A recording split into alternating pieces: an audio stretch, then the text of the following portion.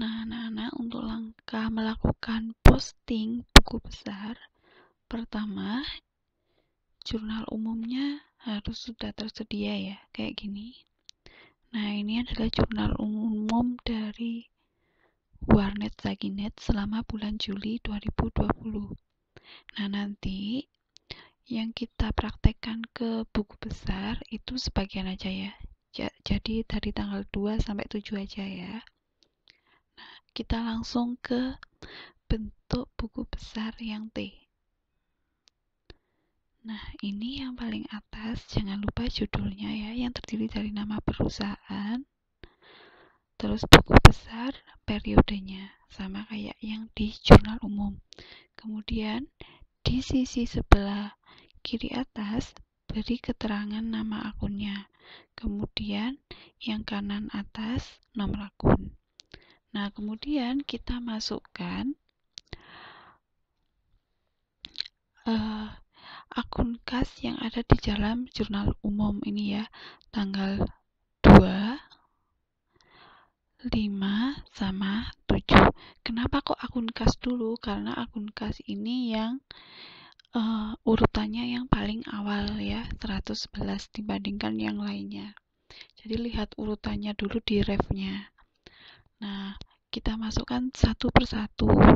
Nah, ini tanggal 2, kas sebelah debit 450 juta.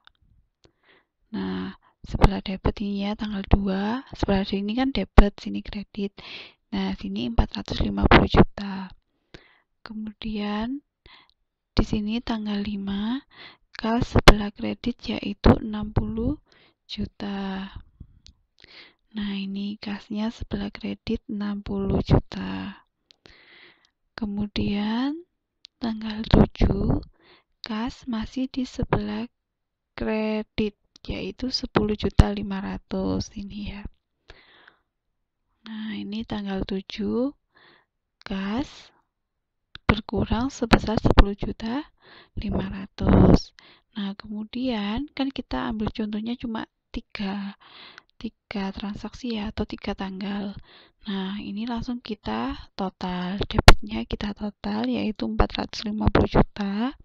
Kemudian kreditnya kita total 60 juta ditambah 10.500.000 yaitu 70.500.000. Kemudian di sini antara debit sama kredit lebih besar yang debit.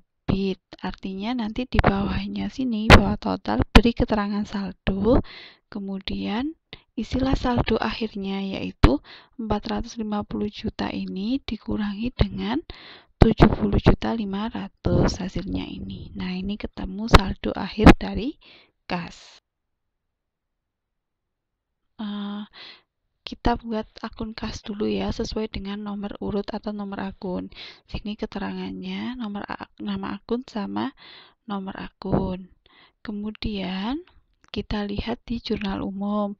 Sama kayak tadi, kita ambil contoh 3 transaksi ini dulu ya. Tanggal 2, kas sebelah debit 450 juta. Nah, di sini keterangannya tanggal 2, keterangannya modal. Kenapa kok modal? Nah, karena di sini kas ini adalah sebagai investasi pemilik atau modal awal. Di sini sebelah kreditnya kan keterangannya modal. Nah, jadi ini keterangannya modal. Di sini debit 450 juta. Kemudian di tanggal 5, di sini kasnya berkurang atau sebelah kredit yaitu 60 juta. Nah, ini kasnya berkurang untuk membayar sewa, dibayar di muka ya. Berarti tanggal 5 di sini keterangannya sewa dibayar di muka ya, karena tadi kasnya berkurang untuk membayar sewa sebesar 60 juta. Kemudian lagi tanggal 7. Di sini kasnya juga berkurang sebesar 10.500.000. Nah, 10.500.000 ini ya, dia ini kasnya digunakan untuk membeli apa ini perlengkapan ya. Nah, jadi tanggal 7 keterangannya perlengkapan, yaitu 10.500.000. Nah, dari 3 transaksi ini, tanggal 257, ini kan awalnya nggak ada. Saldo akhirnya ini belum ketemu. Nah, ini kita harus mencari saldo akhirnya dulu ya. Nah, caranya jumlah antara debit sama kredit ini harus balance, yaitu 450 juta. Kita total dulu sini. Total debit 450 juta. Kemudian, agar total kreditnya nanti ini sama 450 juta, maka saldo akhir ini ya, ini diperoleh dari 450 juta dikurangi dengan 60 juta dan 10.500.000. Maka hasilnya ini 379.500.000. Nah, jika sudah ketemu saldo akhir, maka kita total ketiga ini 60 juta, 10.500.000 dan 379.500.000. Maka nanti akan ketemu hasilnya 450 juta. Jadi prakteknya kayak gini, sama judulnya, nama perusahaan, buku besar, periode, keterangannya sebelah kiri itu adalah nama akun, sebelah kanan atas itu adalah nomor akun, kemudian tulislah tanggal yang berhubungan sama kas. Nah, di sini kayak tadi kasnya ada di tanggal 2, 5, sama 7. Yang pertama kasnya di debit ini ya. Nah, ini sebagai modal awal. Maka di sini nanti keterangannya modal kasnya tadi di debit ya. Jadi di sini ditambahkan di debit 450 juta. Nah, kemudian kita lihat lagi di tanggal berapa? Tanggal 5 kasnya sebelah kredit 60 juta. Nah, ini untuk membayar sewa. Makanya nanti keterangannya sewa dibayar di muka sesuai sama akun yang digunakan di jurnal umum. Nah, sini ya, di kredit 60 juta. Kemudian tanggal 7. Nah, ini tanggal 7 tadi kasnya berkurang 10.500.000 untuk membeli perlengkapan. Ini ya. Nah, jadi tanggal 7 perlengkapan di kredit 10.500.000. Kemudian kita akan mengisi ini saldo. Nah, caranya ini 450 langsung total di sini 450. Kemudian ini cara mengisinya ini adalah saya hapus dulu ya biar jelas. Ini caranya 450 juta ini dikurangi sama 60. Kenapa kok dikurangi? Karena di sini kas kalau dikredit itu artinya berkurang. Kemudian ini masih dikredit lagi, artinya dikurangi lagi 390 juta dikurangi sama 10.500.000.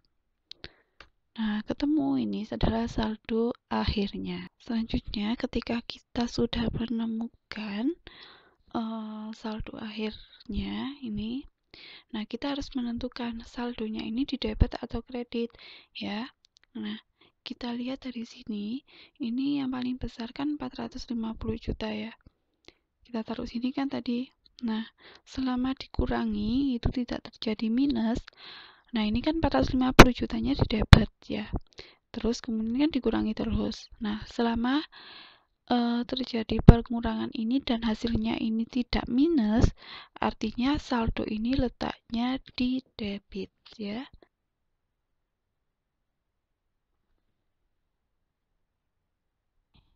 Yang ada kasnya kan akun yang ada kasnya di tanggal 257 ya. Ini kita ambil contoh kayak tadi yang 3 transaksi aja. Nah, tanggal 2 tadi untuk modal, jadi kasnya tadi di debit 450 juta. Nah, ini. Kemudian tadi tanggal 5 kasnya di kredit 60 juta untuk bayar sewa. Jadi nanti keterangannya sewa dibayar di muka 60 juta. Kemudian tanggal 7 ini kasnya 10.500.000 di sebelah kredit, ini untuk membeli perlengkapan. Nah, ini perlengkapan tanggal 7 kas sebelah kredit. Nah, lihatlah di sini yang pertama itu di debit. Nah, makanya di sini ditaruhnya di debit ya. Soalnya yang awalnya di debit. Kemudian di sini kasnya di kredit, artinya berkurang kan? Jadi sama kayak tadi. Ini saya praktekkan. 450 juta dikurangi 60 juta. Kemudian yang ketiga, ini tanggal 7 kasnya masih di kredit, artinya berkurang, jadi 390 juta dikurangi 10.500.000. Selesai, ini adalah saldo akhirnya.